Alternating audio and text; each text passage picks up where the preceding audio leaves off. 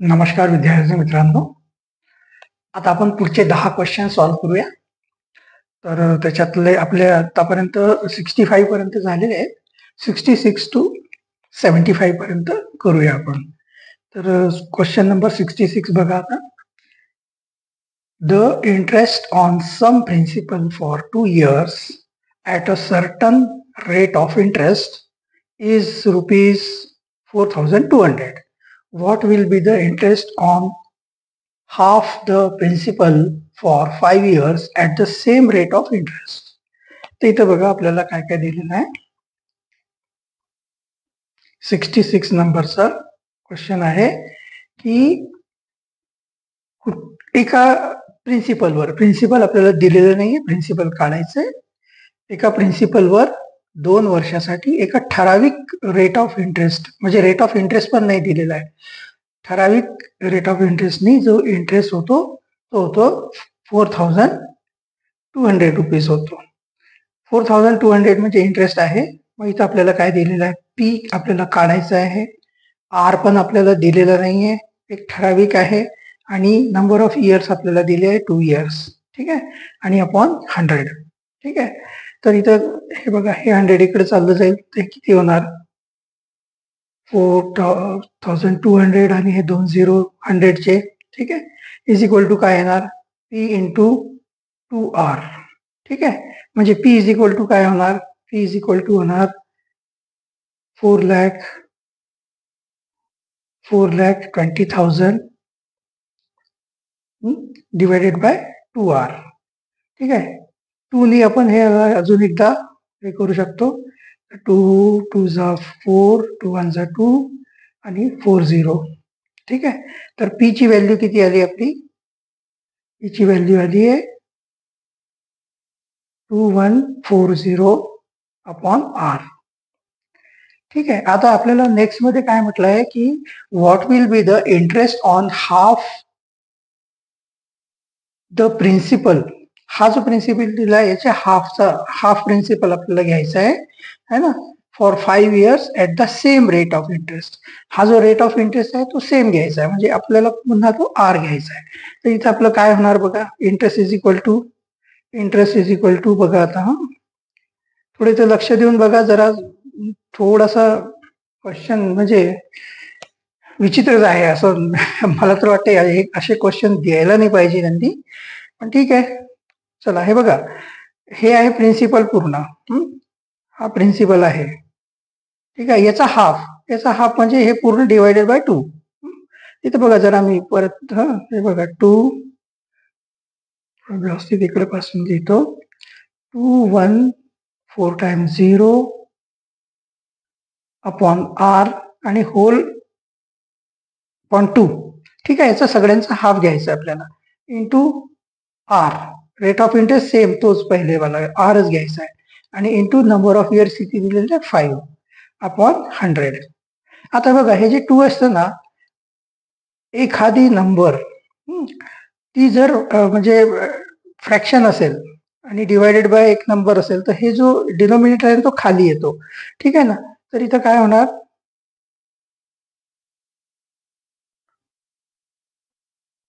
हे बघा 2 1 4 टाइम्स 0 हे अपॉन आर.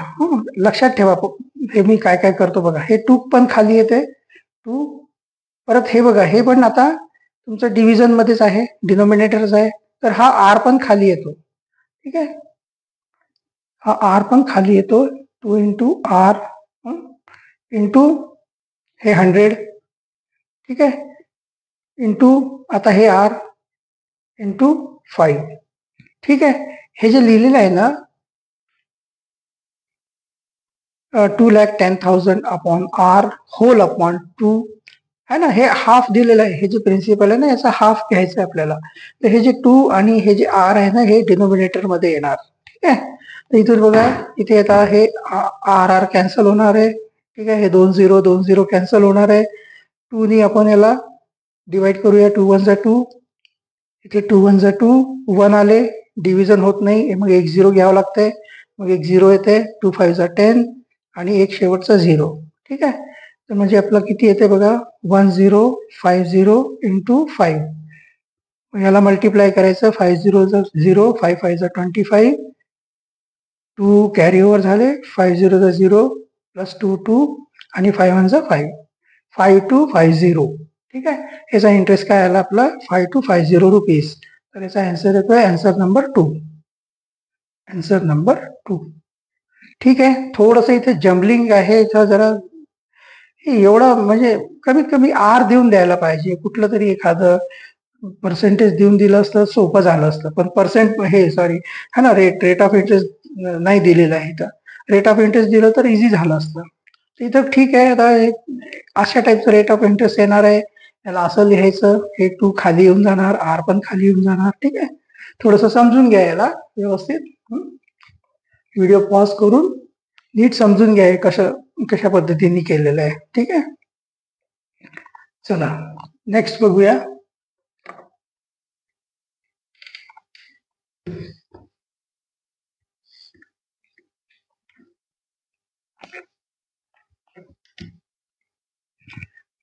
नेक्स्ट क्वेश्चन आहे क्वेश्चन नंबर 67.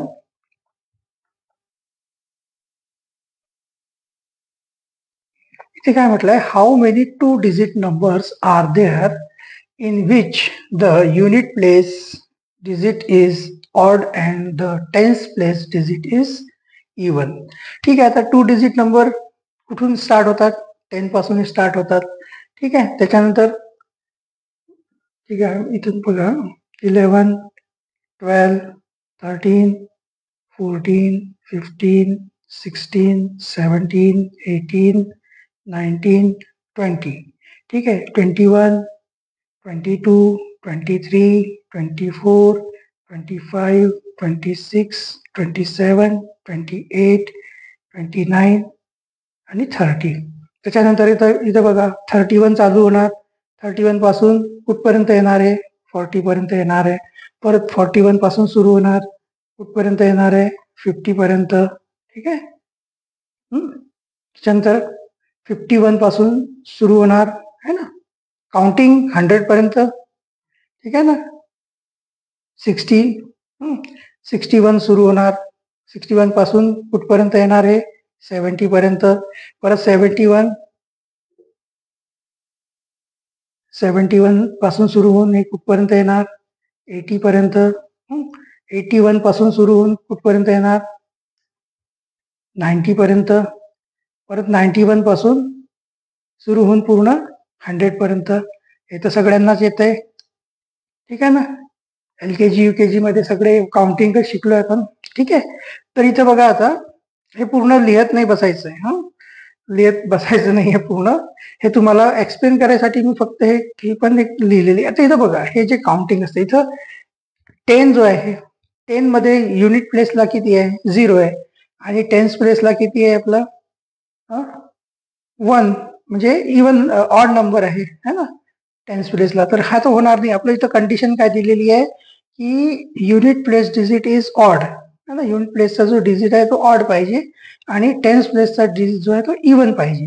ठीक आहे, आता इथे बघा या टेबलमध्ये पहिला जो आहे 11 है ना, तर इथं आपल्याला टेन्स प्लेसवर 1 1 दिलेलं आहे, म्हणजे इथं इवन नंबर दिलेली आहे टेन्स प्लेसवर. इथे पण इवन आहे, है ना, सॉरी ऑड नंबर आहे, इथं पण ऑड आहे, इथे पण ऑड आहे, इथे पण ऑड आहे, इथे पण ऑड आहे.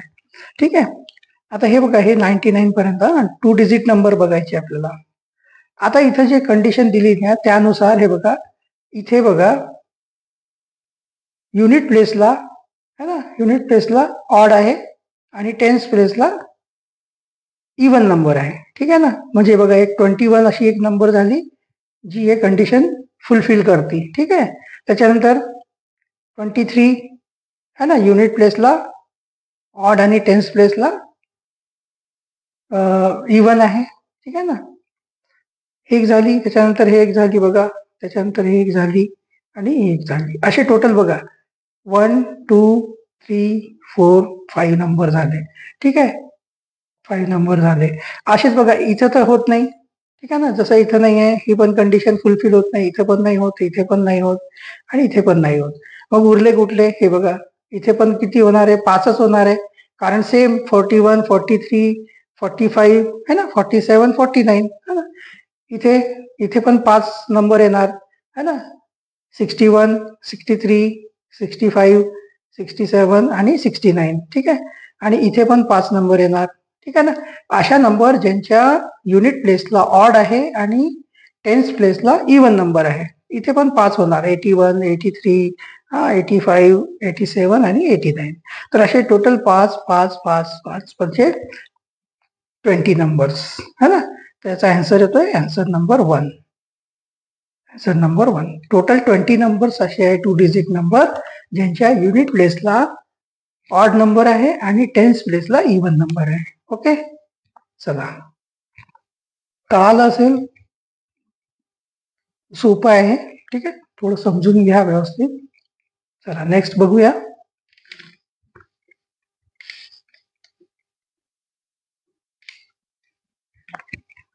नेक्स्ट क्वेश्चन आहे क्वेश्चन नंबर 68. इथे काही नाही दिलेलं आहे. In which of the following figure are the lines not perpendicular to each other. Perpendicular म्हणजे काय असते, दोन लाईन कशा पण असू दे, क्रॉस करू दे, है की नाही. ठीक आहे, असं असं क्रॉस करू दे किंवा एकमेकांशी अशा ऍडजस्टंट लाईन असू दे, त्यांच्यामध्ये जर तुमचं हा अँगल जर 90 डिग्रीचा असेल तर ते एकमेकांच्या परपेंडिक्युलर असतात. ठीक आहे. ठीक आहे. हे जर 90 डिग्री नसलं, जसं आता इथे असं क्रॉस असलं, तर हे बघा, हे अॅक्यूट अँगल येतो आणि हा ऑप्टिव्स अँगल येतो है ना. 90 पेक्षा कमी येतो आणि हे 90 पेक्षा जास्त येतो, 90 डिग्री नसते. ठीक आहे. तर अशा ज्या लाईन्स असतात ना, यांना परपेंडिक्युलर म्हणतात. ह्या ज्या लाईन्स आहे यांना परपेंडिक्युलर म्हणतात. ह्या ज्या लाईन्स आहे ह्या परपेंडिक्युलर नाही आहे. तर याच्यामध्ये ऑप्शन नंबर 4 एक असा दिसतो ज्याच्यामध्ये तुमचे जे लाईन्स आहे ते एकमेकांच्या परपेंडिक्युलर नाही. ठीक आहे ना. 4 नंबरचा ऑप्शन आहे. ठीक आहे, जसं हे दिलेलं आहे ना, 4 नंबरचा ऑप्शन मध्ये कसं दिलेलं आहे, हे अशा टाईपचं दिलेलं आहे. आणि इथं हे अँगल असे दिलेले आहे. 90 डिग्रीचा अँगल नेहमी असा असतो. ठीक आहे ना. दोन लाईन जर असेल अशा है ना, 90 डिग्रीचा अँगल नेहमी असा लिहिला जातो. ठीक आहे, जसं इथं 3rd नंबरच्या ऑप्शन मध्ये आहे. ठीक आहे. तर याचा आन्सर काय येतो, आन्सर नंबर 4. याचा आन्सर आहे आन्सर नंबर 4. ओके, चला नेक्स्ट बघूया.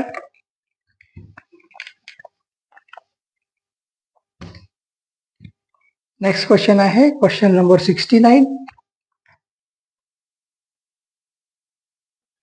याच्यामध्ये म्हटलेलं आहे की out of 1 ream paper 5 coir papers were used for printing and 36 papers were wasted during printing. How many papers remained? ठीक आहे. 1 रीम म्हणजे किती होते, 1 रीम हे पाठ करून घ्या, 480 पेपर्स होतात 1 रीम म्हणजे. ठीक आहे ना, पेपर्स. आता 480 पेपर्स मधले किती यूज केले प्रिंटिंगसाठी, 5 coir. ठीक आहे ना. आता एक क्वायर म्हणजे किती होतात, एक क्वायर म्हणजे होतात 2 डझन है ना. 2 डझन म्हणजे 12 दुनी 24 पेपर. ठीक आहे, 24 पेपर्स. मग 5 क्वायर म्हणजे किती होणार, 5 क्वायर म्हणजे 24 into 5 आहे की नाही. 5 4 जा 20, 2 कॅरी ओव्हर झाले, 5 2 जा 10 प्लस 2 12 पेपर्स, 120 पेपर्स. ठीक आहे. आता प्रिंटिंग मध्ये किती पेपर यूज केले, 480 मधून टोटल आपल्याकडे 1 रीम पेपर आहे म्हणजे 480 पेपर आहे. त्याच्यामध्ये 120 पेपर कशासाठी यूज केले, प्रिंटिंगसाठी. ठीक आहे. तर आता उरले किती, 360 पेपर उरले. ह्या ज्या पेपर्स आहे 360 पेपर मधून टोटल 36 पेपर जे आहे ते वेस्ट झाले.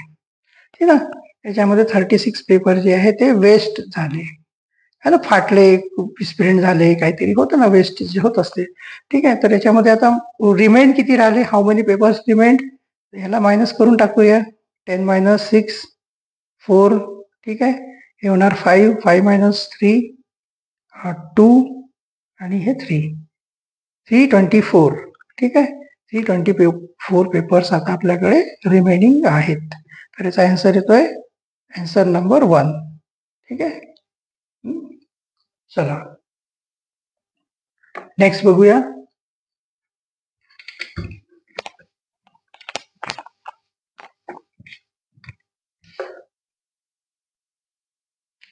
नेक्स्ट क्वेश्चन है question number 70. Question number 70. Identify the number which does not fit in the pattern. ठीक आहे, इथे आपल्याला क्वेश्चन नंबर 70 बघा.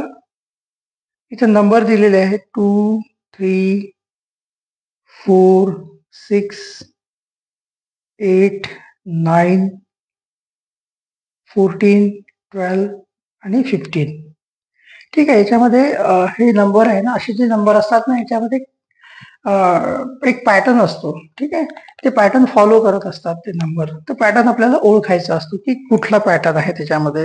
ठीक आहे ना, जसं आता इथं बघा 2, 3, 4 है ना, 5, 6, 7, 8, 9 है ना. इथं 5, 6 नाही आहे, 5 नाही आहे, 6 नाही आहे, 7 नाही आहे.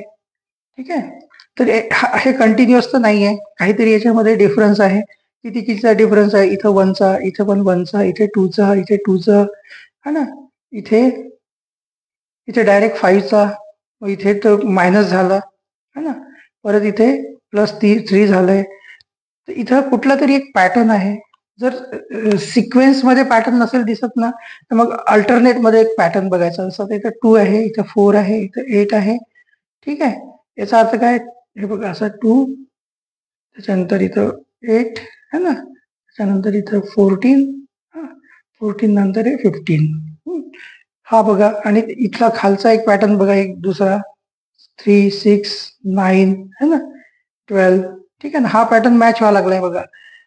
3 1 जा 3, 3 2 जा 6, 3 3 जा 9, 3 4 जा 12. त्याच्यानंतर इथं 18 नंबर यायला पाहिजे.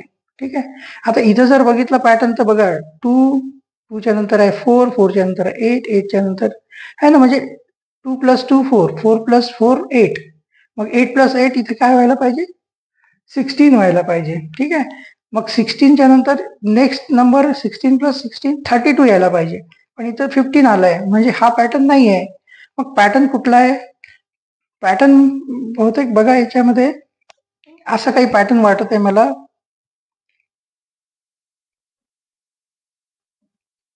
याच्यात माझ्या हिशोबाने बघा, इथं 2 है ना +1. ठीक आहे, इथं +1 केलंय, परत 3 है ना, 2 + 1 3 आलं, परत 3 + 1 केलं तर 4 आलं. ठीक आहे ना, है ना, 2 नंतर 3 आहे, त्याच्यानंतर 4 आहे. ठीक आहे, आता इथं 4 + 2 केलंय, म्हणजे 6 आलंय. ठीक आहे, परत 6 + 2 केलंय तर 8 आलंय. ठीक आहे, इथपर्यंत बरोबर या लागलंय है ना. 2 3 4 6 आणि 8 आलंय.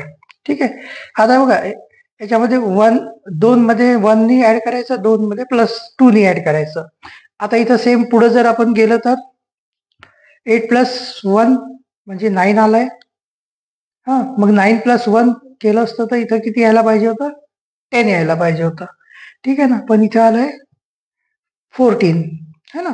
तर याचा अर्थ काय आहे की हा जो नंबर आहे ना, हा याच्यामध्ये सिक्वेन्स मध्ये बरोबर बसत नाहीये. ठीक आहे ना, तर याचा आन्सर येतोय आन्सर नंबर 2. आन्सर नंबर 2 येतोय. जो 14 नंबर आहे ना, तो याच्यामध्ये यांच्या पॅटर्न मध्ये फिट बसत नाहीये. चला नेक्स्ट बघूया.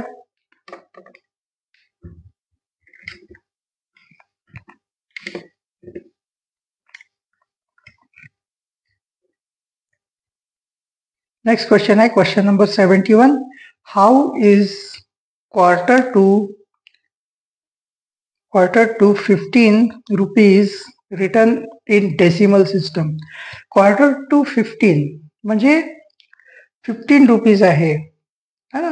15 रुपीजला किती क्वार्टर, म्हणजे रुपीज मध्ये किती होतात, 25 पैसा. ठीक आहे ना, तर याच्यापेक्षा 25 पैसा कमी असला म्हणजे किती असणार आहे, 14.75 रुपीज. ठीक आहे, तर याचा आन्सर बघा 4th नंबरचा आन्सर आहे याच्यामध्ये. ठीक आहे ना. आता मला वाटते सगळ्यांना सोपंच वाटेल. Sorry, answer number 4. Answer number 4 आहे 14.75. ठीक आहे, सोपं आहे ना. 25 रुपये कमी, 15 रुपयाला 25 रुपये कमी, तर आन्सर येतो आन्सर नंबर 4. त्याच्या अगोदरच्या व्हिडिओमध्ये कधी कधी असं झालेलं आहे. हा, थोडं बघा, म्हणजे चुकून आन्सर नंबर 4 आहे, मी त्याच्या जागी आन्सर नंबर 2 म्हटलेलं आहे. हा, चुकून बोलण्यात आलंय ते. ठीक आहे, थोडस लक्ष द्या. चला नेक्स्ट क्वेश्चन नंबर 72. इथे काय दिलेलं आहे बघा आपल्याला. Which of the following fractions is not equivalent to the fraction 28/63. ठीक आहे, इथे एक फ्रॅक्शन दिलेलं आहे आपल्याला 28/63. आता हे ऍक्च्युअली जो फ्रॅक्शन आहे ना, हा जो फ्रॅक्शन आहे 28/63, याला आपण काय लिहू शकतो माहितीये का? ह्याला एक आपण लिहू शकतो 7 नी डिवाइड होतात बघा. 7 4 are 28 आणि 7 9 are 63 है ना. हा जो फ्रॅक्शन दिलेला आहे, या फ्रॅक्शनला आपण 4/9 पण लिहू शकतो. ठीक आहे ना. आपण काय केलं इथे डिवायडेड बाय 7 आणि इथे पण डिवायडेड बाय 7 केलेलं आहे. आणि असं जर एका फ्रॅक्शनला आपण न्यूमरेटर आणि डिनोमिनेटरला एकाच नंबरनी मल्टिप्लाय किंवा एकाच नंबरनी डिवाइड किंवा एकाच नंबरनी ऍड वगैरे काही पण केलं ना, तर त्याच्यामध्ये काही त्याची जी व्हॅल्यू आहे त्याच्यामध्ये काही फरक पडत नाही. ठीक आहे. तर इथे बघा आता बाकीचे जे चार जे ऑप्शन्स दिले आहे ना, ते याचे म्हणजे 4/9 असायला पाहिजे. तर पहिलं जे आहे ना, पहिल्यामध्ये बघा, पहिल्यामध्ये काय दिलेलं आहे 32/72. तर हे बघा 8 नी डिवाइड जर केलं आपण न्यूमरेटर आणि याला, तर बघा 4/9 येते ना. 8 4 are 32 है ना, आणि 8 9 are 72 है ना. पहिलं पण येते 4/9. दुसरं पण बघा, दुसऱ्यामध्ये पण 5 नी जर आपण डिवाइड केलं तर 5 4 are 20, 5 9 are 45. तिसरं जे आहे, तिसऱ्यामध्ये बघा 15 नी जर आपण याला डिवाइड केलं तर 15 4 are 60 आणि 15 9 are 135. ठीक आहे. फोर्थ जे आहे ना, इथे बघा, इथे प्रॉब्लेम येतोय. इथे जे आहे 36/108. 36 म्हणजे 4 टाइम कुठलं 9 है ना, 9 नी कट होणार 4 टाइम, तर 9 4 are 36. आणि इथं 108 जे आहे ना, ते जर 9 नी आपण केलं तर 9 म्हणजे 9, 9 2 12 येतं इथं. ठीक आहे. तर फक्त हा जो फ्रॅक्शन आहे फोर्थ नंबरचा 36/108, तो वेगळा आहे. सगळे 4/9 4/9 4/9 आहे. हे बघा, याच्या इक्विव्हॅलेंट आहे. फक्त 4 नंबरचा जो फ्रॅक्शन आहे तो याच्या इक्विव्हॅलेंट नाही आहे. तर याचा आन्सर येतोय आन्सर नंबर 4. ठीक आहे. चला नेक्स्ट बघूया. नेक्स्ट क्वेश्चन नंबर आहे 73. इथे आपल्याला दिलेलं आहे Praveen bought a shop for ₹34,56,000 and a house for less amount by ₹12,70,000 than the shop.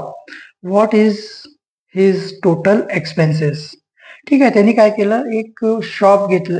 त्यांनी कितीला घेतली आहे शॉप? त्यांनी 34,56,000 ला 56,000 तर काय घेतलाय, शॉप घेतलाय. ठीक आहे. त्याच्यानंतर याच्यापेक्षा किती लेस अमाऊंट, हे जे शॉप जेवढ्या प्राइस मध्ये शॉप घेतली आहे ना, त्याच्यापेक्षा 12,70,000 रुपीज कमीने त्यांनी एक हाऊस घेतलाय. ठीक आहे. तर किती होते कमी अमाऊंट, किती होते बघा, त्याच्यातून हे लेस करावं लागेल ही अमाऊंट आपल्याला. हे होते बघा 6, 15 मधून 7 गेले तर 8 है ना, ते झालं 3, म्हणजे हे होणार 1 आणि होणार 2. 21,86,000 रुपीज मध्ये त्यांनी हे काय घेतलं असेल, हाऊस घेतलं असेल. आता जे हाऊसची किंमत आहे ऍक्च्युअली ही नाही आहे, ही आहे हाऊसची किंमत. ठीक आहे, त्यांनी काय केलं, 34,56,000 मध्ये शॉप घेतलाय आणि त्याच्यापेक्षा 12,70,000 कमी किमतीमध्ये त्यांनी एक हाऊस घेतलेला आहे, है ना. तर हे अमाऊंट एवढी स्पेंड केली आणि एवढी स्पेंड केली एवढी. ठीक आहे, तर या दोघांची मिळून टोटल अमाऊंट किती स्पेंड झाली, त्याची टोटल एक्सपेन्स किती झालं बघा, 34,56,000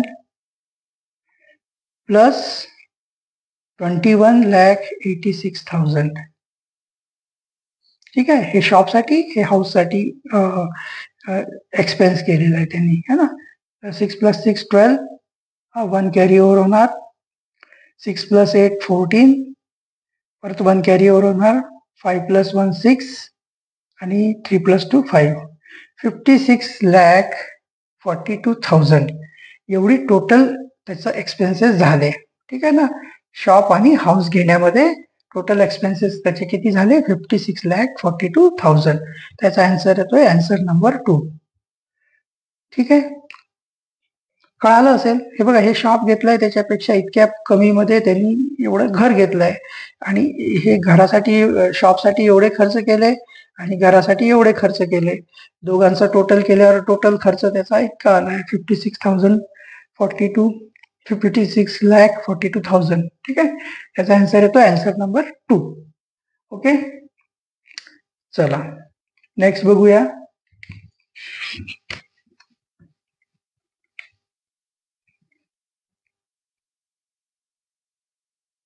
आता नेक्स्ट जे आहे क्वेश्चन नंबर 74 आणि 75, ते या पिक्टोग्राफवर है ना. Answer the question given below the pictorial information. ही जे इन्फॉर्मेशन दिली आहे त्याच्या बेसवर 74 आणि 75 नंबरचा क्वेश्चन करायचा आहे. तर इथं बघा की जे number of farmers who cultivate the fruit. ठीक आहे ना, तर इथं बघा मँगो ला कल्टिवेट करणारे किती फार्मर्स आहे, मँगो. हा, इथं दिलेलं आहे, स्केल दिलेला आहे. हे जे एक फार्मरचा जो चित्र आहे ते इक्वल टू 20 फार्मर्स आहे. तर मँगो किती होतात, 20 × 3 60 फार्मर्स आहे ते कल्टिवेट करतात. त्याच्यानंतर ऍपलला किती करतात, 80. ठीक आहे, त्याच्यानंतर बनानाला किती करतात, 40. त्याच्यानंतर पायनॅपलला करतात 100. ठीक आहे, हे शॉर्टकट मध्ये लिहिलं, पूर्ण नाही लिहित पायनॅपल. ठीक आहे, तर आता इथे क्वेश्चन नंबर 74 आणि 75 आपल्याला या इन्फॉर्मेशनच्या बेसिसवर आपल्याला सॉल्व्ह करायचे आहे. क्वेश्चन नंबर 74 बघा, इथं 74 मध्ये काय दिलेलं आहे की how many farmers cultivate fruits. तर सगळेच फार्मर आहे जे फ्रूट कल्टिवेट करतात, म्हणजे सगळ्यांचं टोटल करावं लागेल ना. 100 + 40 + 60 + 80 है ना. हे सगळ्यांना केलं, हे बघा 100 आणि 100 200 आणि हे 80 280. तर याचा आन्सर बघा, आन्सर नंबर येतोय 4 74चा. ठीक आहे, आता 75 बघूया. 75 मध्ये काय दिलेलं, how many more farmers cultivate pineapple than mango. म्हणजे असे किती फार्मर आहे जे पायनॅपल कल्टिवेट करतात, म्हणजे पायनॅपलचं पीक घेतात, है ना, मँगो पेक्षा किती जास्त घेतात. तर 100 आहे पायनॅपलचं पीक घेणारे शेतकरी. ठीक आहे, आणि मँगोचे किती आहे, 60. मग किती जास्त आहे, 100 - 60 केलं तर 40. मग याचा आन्सर काय येतोय, आन्सर नंबर 2. ठीक आहे, अगदी सोपं आहे हे.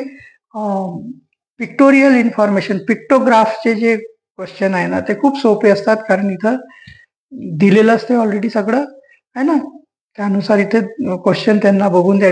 ही जी इन्फॉर्मेशन असते ना, या इन्फॉर्मेशनला बघून आपल्याला सॉल्व्ह करायचं असते. 2 क्वेश्चन येणार 100% आणि ते तुम्हाला जमायलाच पाहिजे. सोपे असतात ते. चला, तर अशा प्रकारे आपण 10 क्वेश्चन आपले पूर्ण झाले. 66 to 75. आपलं जे प्रॅक्टिस पेपर नंबर 9 है ना, प्रॅक्टिस पेपर नंबर 9 आता संपलेला आहे. आता 10 आणि 11 आणि सुरुवातीचे मी ऍक्च्युली प्रॅक्टिस पेपर मी 3 पासून सुरू केलाय. आता 9 झालेत. पुढचे आता 10, 11, त्याच्यानंतर 1 आणि 2 करायचे आहे. अजून 4 प्रॅक्टिस पेपर आपल्याला करायचे आहे आणि एक क्वेश्चन पेपर दिलेला आहे जो लास्ट इयरचा 2024चा एक क्वेश्चन पेपर आहे, ते एक सॉल्व्ह करायचं आहे. तर हे लवकर करायसाठी म्हणून मी हे असं केलंय. आपल्याला रोज 2 व्हिडिओ तर ऍटलिस्ट आपले झालेच पाहिजे. आणि मी प्रयत्न करेल की अजून 3रा 4था व्हिडिओ पण जमला तर एका दिवसात मी करायचा प्रयत्न करेल, म्हणजे जेणेकरून आपलं हे सगळे प्रॅक्टिस आणि क्वेश्चन पेपर झालं पाहिजे. चला, तर भेटूया आपण पुढच्या व्हिडिओमध्ये. धन्यवाद.